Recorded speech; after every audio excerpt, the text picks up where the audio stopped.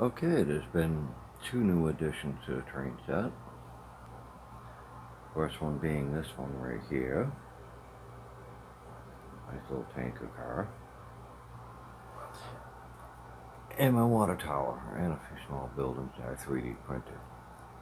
Let's see what she does with this new tanker car.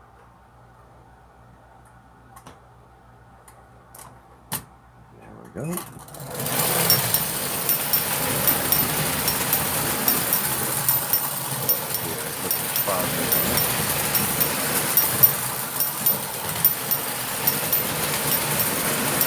Nothing like these old trains.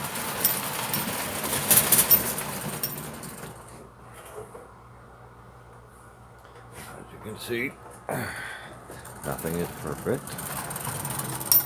These things do happen,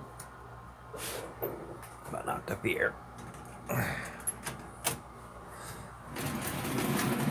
Keep on wrecking. Only one of these gets you a chance to see what our grandfathers used to play with back in the day. People make fun of wind-up trains, but I happen to like them because I also like wind-up toys too. They're a lot of fun from another time period.